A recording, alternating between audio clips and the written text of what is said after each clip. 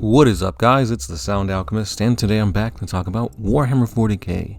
In a previous episode, I talked about the might of the Primarch Corvus Corax, one of the Primarchs that I tend to forget about, but after reading more about him, I always remember how badass this guy is.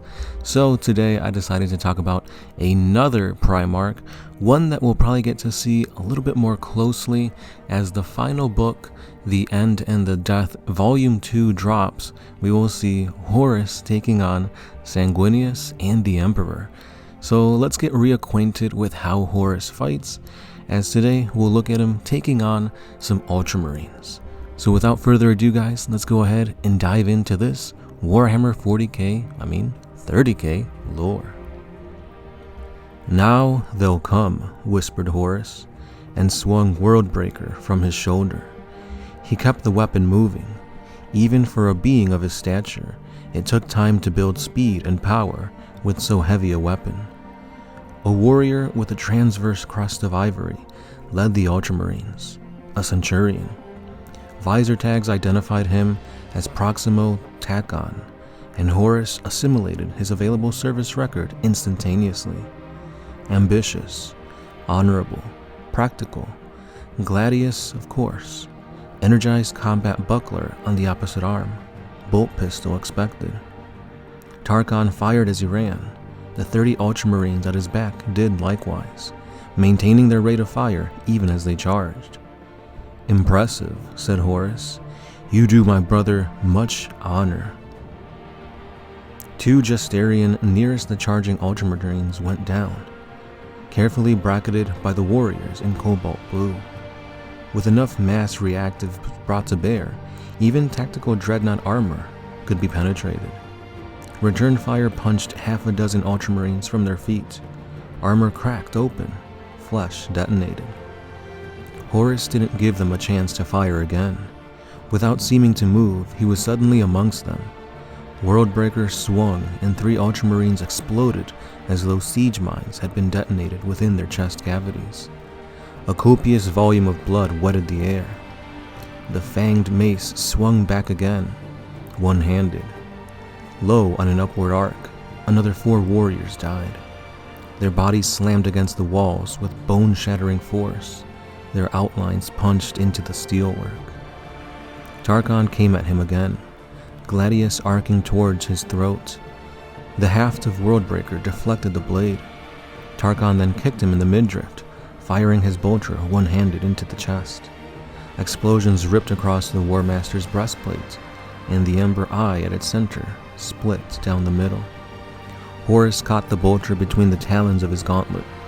A twist of the wrist, and the weapon snapped just behind the magazine. Horus stepped inside Tarkon's guard and took hold of his gorget. Tarkon stabbed with his gladius. Horus felt blood well from the cut. He lifted Tarkon from the deck as though he was a child, and clubbed his fist into the centurion's chest. The impact drove him back through his men, felling them like corn behind the scythe. Horus kept going, sometimes bludgeoning, sometimes disemboweling. Gore boiled on his talons, clotted on Worldbreaker, dripped from the cracked amber eye upon his breast. He pushed into the Ultramarines, surrounded on all sides by transhuman warriors, honorable men who, only a few short years ago, would have called him Lord. They might have balked at his naked ambition, resented his appointment to War Master over their own Primarch, but they still loved and respected him. And now, they had to kill him. They stabbed and shot, undaunted in the face of the might of the demigod in their midst. Blades scored furrows in his armor, bolt shells exploded, fire and fury surrounding the War Master. Against so many sublime warriors, even a Primarch could be brought down. Primarchs were functionally immortal, but they weren't invulnerable. People often forgot the difference. In a fight like this, the skill was to find moments of stillness, the places between the blades and bullets. A chain blade sailed past his head. Horus removed its owners. Bolter shells ricocheted from his high plates. Horus punched his taloned fist through a warrior's heart and lungs. Always in motion, talons and mace killing with every stroke.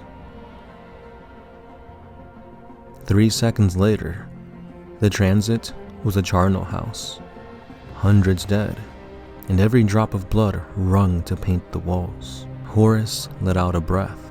The battle was over. And there you have it, guys. With that being said, we have this epic battle between Horus and a bunch of Ultramarines.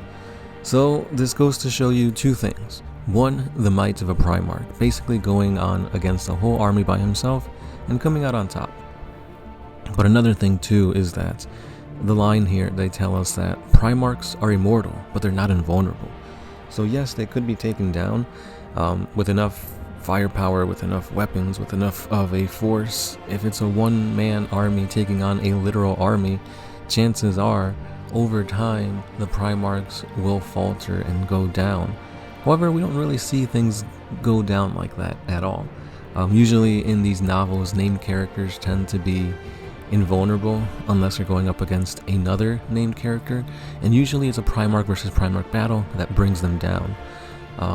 Anytime a Primarch has died, such as Varus Manus, it was against Fulgrim, another Primarch.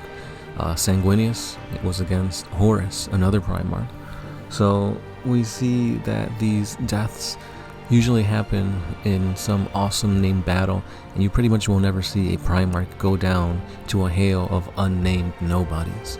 But yeah, it still goes to show you that, you know, these Primarchs are pretty much unstoppable. I can't wait to see what exactly goes down within the next book, The Death and the End. It's just, yeah, I've been reading it. It is a freaking Bible worth of lore, so stay subscribed because I will be giving you guys some lore on that. And yeah, thank you guys for watching. Thank you guys for listening. If you guys have any other epic battles that you want us to cover, please let me know down in the comments below. I do have a playlist for the Death of the Primarchs, so you guys can check that out. Again, I'll link the video from 2 weeks ago where I talked about the might of Corvus Corax as he goes on a rampage against the Iron Warriors. And I am reading through the Horus Heresy and the Siege of Terra, so stay tuned for reviews on those books. But again, guys, thank you for liking, thank you for commenting, thank you for sharing, subscribing, all that jazz. If you do want to support us here, super thanks would be greatly appreciated. And you could also support us via Patreon. That is a direct support, and it really helps us to bring you guys more Warhammer 40K videos. So as always, guys, thanks for watching. It's been the Sound Alchemist, part of One Mind Syndicate, and I'll catch you guys in the next one. Peace.